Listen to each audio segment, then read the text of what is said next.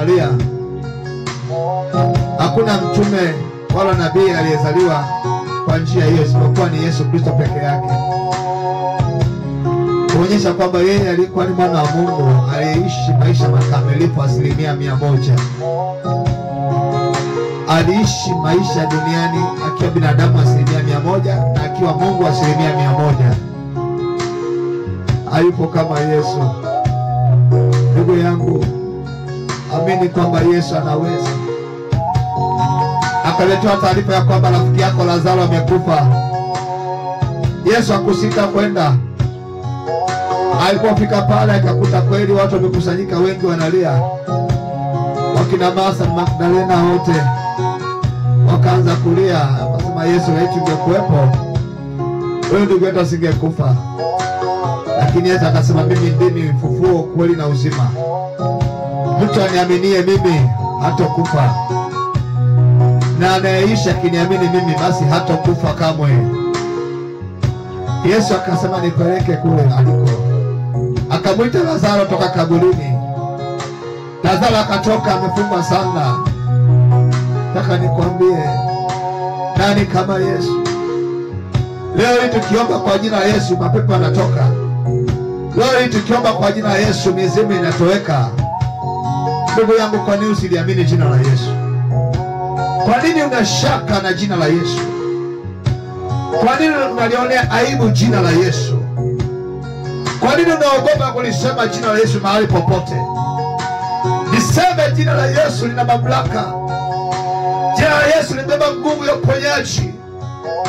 Jina la Yesu limebeba uzima wa milele kwa wanadamu yoyote. Ndugu yangu, pokea imani ya kumwamini Yesu. Wewe pamoja na dini yako, kama uombi kupitia Yesu umepata hasara.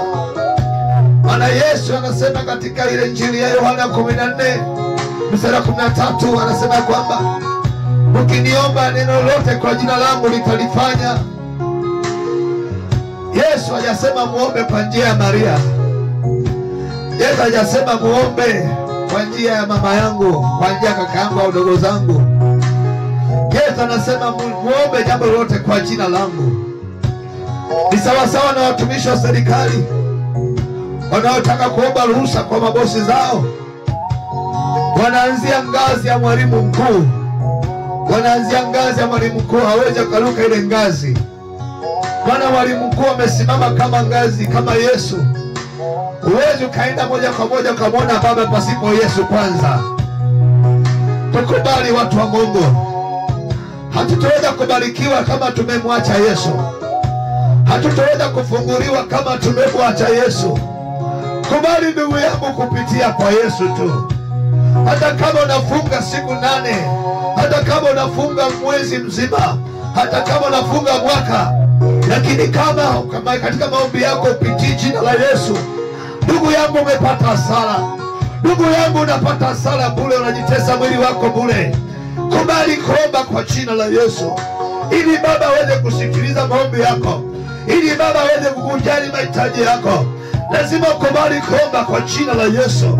Umhusishe Yesu kwenye maisha yako. Peke yake Yesu alikubali kuacha enzi na mamlaka mbinguni, akaja duniani kwa ajili ya kwangu na ya kwako. Akakubali kupigwa, kuadhibiwa, kutemewa mate. Akakubali kifo cha msalaba ili mimi na wewe tupate haki ya kupaingia patakatifu pa patakatifu kwa njia ya Yesu Kristo.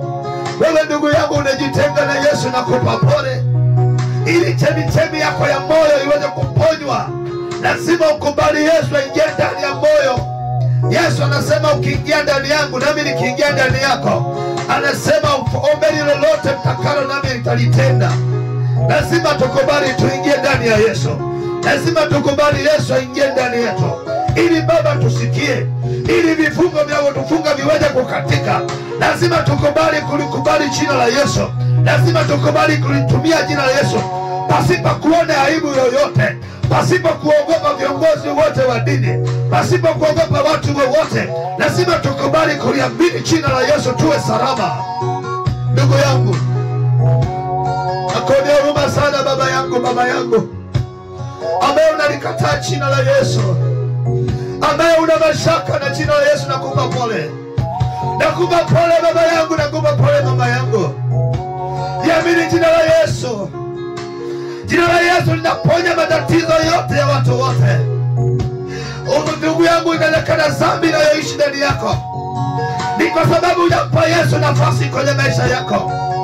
Inawezekana dhambi na kutumikisha, ukahaba na kutumikisha, ni kwa sababu hujampa Yesu maisha yako. Hebu mpa Yesu maisha yako, uone Mungu anaweza kukufanyia muujiza.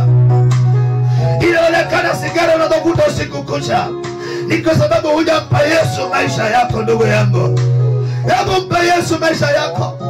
Ndugu yangu, kuna watu wamekudanganya kwamba biashara lazima uende kwa mganga kienyeji. Nataka niseme ya kwamba kuna watu wanafanya biashara na jina la Yesu na wanafanikiwa. Kuna watu wanafanya biashara na jina la Yesu wanatoboa kimaisha. Wewe ndugu yangu, shetani amekudanganya. Anakuambia uende Freemason ili utajirike. Utapata faida gani ndugu yangu? Upate vitu vyote vya dunia, lakini upate hasara ya roho yako. Utapata nini ndugu yangu? Nakwambia kubali, mpokee Yesu. Mpe Yesu nafasi ya kwanza. Mpe Yesu maisha yako baba yangu, mama yangu. Fungua moyo wako baba yangu, Yesu aingie. Wewe dada unajiposti mtandaoni, unatuma picha za uchi, unatafuta wanaume, unatafuta mabuzi. Nataka nikwambie, Yesu ashindi kukupa biashara nyingine. Ni wewe tunang'ang'ania dhambi baba yangu, unang'ang'ania dhambi dada yangu. Unatuma picha za uchi. Dada yangu, nakupa pole. Yesu anakuhitaji. Yesu anakuhitaji dada yangu, kubali kuokoka.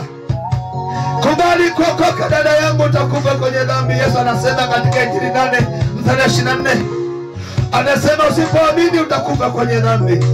Ndugu yangu, mwamini mwana wa Mungu Yesu. Hiyo dhambi na kutumikisha ukahaba, hiyo dhambi ya uzinzi na kutumikisha itaondoka ukimpokea Yesu. Hiyo dhambi ya kwenda kwa waganga wa kienyeji itaondoka ukimwamini Yesu. Hiyo mizimu na kutumikisha na kupa kazi ya waganga wa kienyeji, ipo siku itaondoka. Wewe mpe Yesu tu nafasi ya kwanza. Yesu, Yesu, Yesu, Yesu, Yesu anaweza. Inasema ya kwamba Yesu anaweza. Yesu ndiye aliniponya mimi wakati naumwa hivi. Wakati niko kitandani sijiwezi. Wakati nimeenda Muhimbili, nimepima kipimo cha ultrasound, nimepima kipimo cha CT scan, nikapima kipimo cha MRI, lakini kaonekana sina matatizo yoyote. Lakini macho yangu yalikuwa yanaonyesha ni kweli niko kwenye hali mbaya. Ini langu lilikuwa limevimba, madaktari wanaona niko normal, wanaona kawaida. Lakini upande wangu wote wa kulia nilikuwa naona maumivu makali. Mimi ndipo nilipoinua macho yangu nikamtazama Yesu. Kama Wanaisraeli walipoenda kuitazama ile nyoka ya shaba, ndivyo nami nilipoenda kuinua macho yangu kumtazama Yesu msalabani. Nikasema, Yesu, niko hapa, nihurumie Bwana. Nikasema, Yesu, naomba niokoe, mwana wa Mungu. Yesu ulimponya Bartimayo, na mimi Yesu ni dhambi yangu uniponya. Nikasema, Yesu nihurumie, Yesu nihurumie. Na kweli Yesu akanihurumia. Yesu akaenda kuniponya shida yangu. Ndugu yangu, nakwambia kwa wewe Yesu anakuponya. Ukubali kuokoka, kubali kutembea kwenye njia za Mungu. Mungu na wewe anaenda kukuponya baba yangu. Mungu anaenda kukuponya dada yangu. Mungu anaenda kukuponya dada yangu. Wewe mfanya biashara, Yesu yupo kwa ajili yako.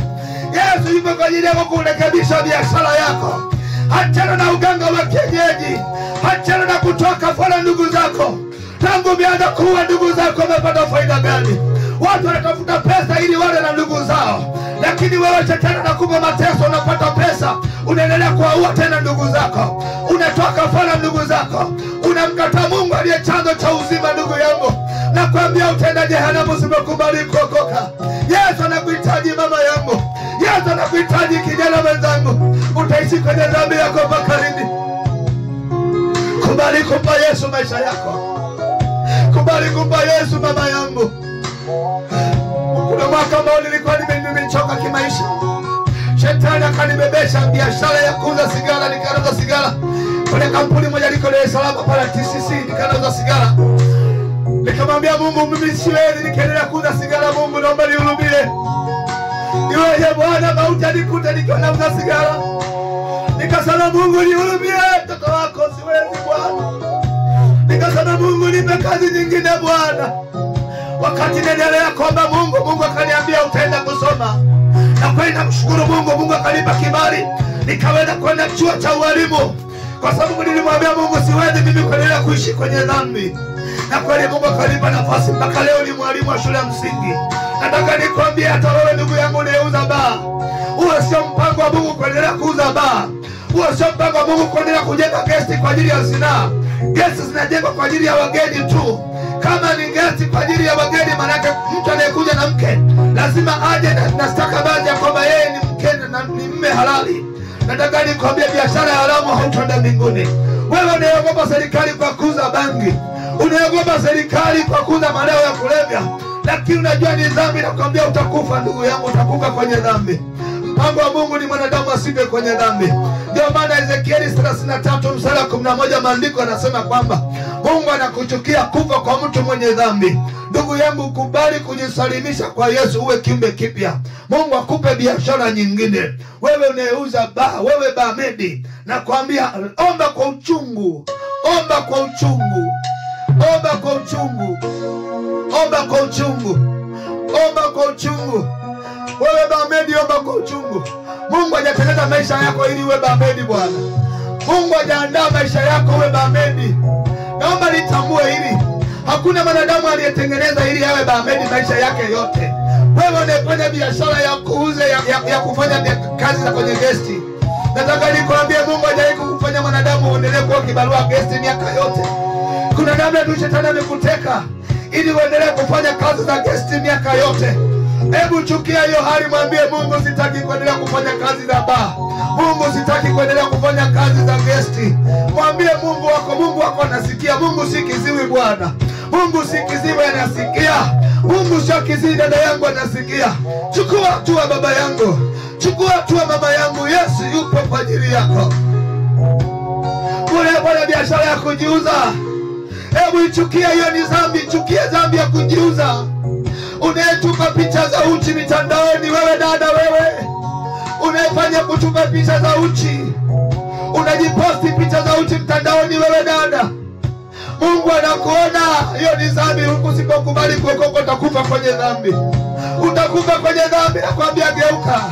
Njoo kwa Yesu, njoo kwa Yesu. Mungu atakupa mpango mwingine Bwana. Mungu atakupa biashara nyingine Bwana. Mungu hashindi kukubadilisha, kukutengenezea maisha mengine ya utukufu. Mungu atakupandisha utukufu hadi utukufu ndugu yangu. Hebu kuja kwa Yesu baba yangu, njoo kwa Yesu.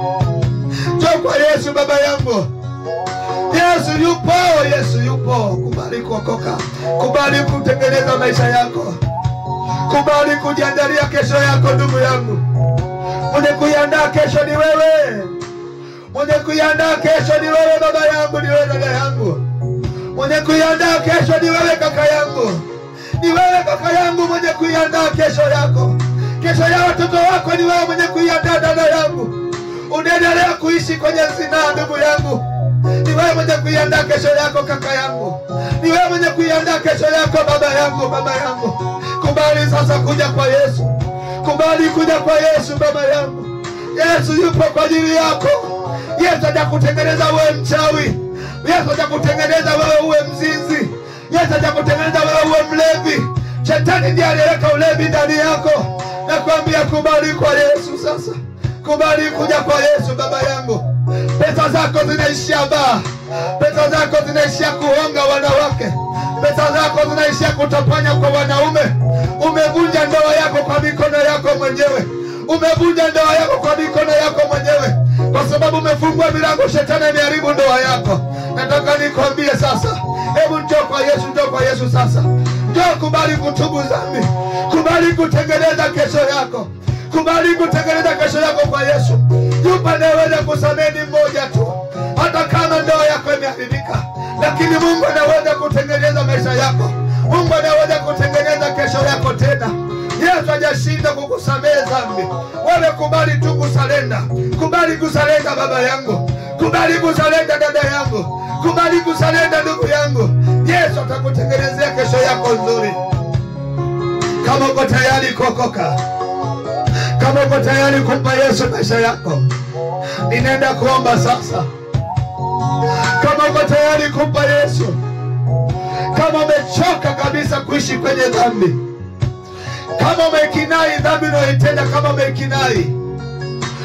umekinai kuonyesha maumbile yako, kama umechoka na ile hali ya kujibenua mitandaoni, kama umechoka ile hali ya kujitangala mtandaoni, unatafuta mume, unatafuta mke, kama umechoka ya hali, kubali kuokoka sasa ili Mungu akutengenezee maisha mengine. Maana Mungu, kuna dunia mpya na kuna mbingu mpya na nchi mpya Mungu ametuandalia. Lakini naambia katika mbingu mpya na nchi mpya ile hawawezi wakaingia watu waovu. Wazinzi hawataingia katika mbingu mpya na nchi mpya. Washerati hawataingia katika mbingu mpya na nchi mpya. Wale wote wenye kiburi cha uzima hawataingia katika mbingu mpya na nchi mpya. Wale wote wafanyayo machukizo, wale wanaopinga Injili, wale wanaikataa nguvu ya Mungu, Roho Mtakatifu wanaipinga, hawataingia katika mbingu mpya na nchi mpya. Wale wote wanajitamba mitandaoni ya kwamba wanatumia nguvu ya jicho la tatu, na kuambia katika mbingu mpya na nchi mpya hawataingia. Maana yake watakaoingia katika mbingu mpya na nchi mpya ni wale waliojikana katika maisha yao yoyote, wamekubali kumtumikia Mungu. Iwe ni umaskini, wamekubali kumtumikia Mungu hivyo hivyo. Wawe matajiri, wamekubali kumtumikia Mungu hivyo hivyo. Kwa sababu roho zetu duniani zitaondoka kama zilivyokuja. Tutaondoka, tumekuja bila kitu na tutaondoka bila kitu. Kwa hiyo jambo la kwanza ni mwanadamu roho yake ipone. Jambo la kwanza ni mwanadamu roho yake iwe salama. Sio mali, sio pesa, sio majumba. Roho kwanza, roho yako ndani yako. Roho yako ndani yako, roho yako itakayoondoka kusimama mbele za Mungu siku moja ndio ya samani mbele za Mungu. Nataka nikwambie, nataka niombe na wewe. Nataka niombe na wewe dada yangu. Dada yangu, nihangaishwa na pepo la ukahaba. Unaota ndoto, unafanya mapenzi na wanaume kwenye ndoto. Hilo ni pepo linalokusumbua. Wewe kijana unayefanya mapenzi kwenye ndoto, pepo ambalo limekushikilia hilo pepo. Nataka niombe na wewe. Kubali kuokoka sasa. Wewe baba yangu nihangaika kwa waganga wa kienyeji. Mimi mwenyewe nimeenda sana kwa waganga wa kienyeji, bado sijapata msaada. Ndipo nikakubali kuokoka, kumpa Yesu maisha yangu. Nataka nikwambie kwamba uganga hautakusaidia, hautakuwa salama kwa sababu ya uganga wa kienyeji. Kubali kuokoka baba yangu, kubali kuwa kiumbe kipya. Yesu akubadilishe, akufanye kuwa mpya. Kubali ndugu yangu, nenda kuomba sasa. Nenda kuomba. Sema, Bwana Yesu, niko mbele zako. Mimi ni mwenye dhambi. Ninaomba unisamehe. Ninaomba unifute jina langu kwenye kitabu cha hukumu.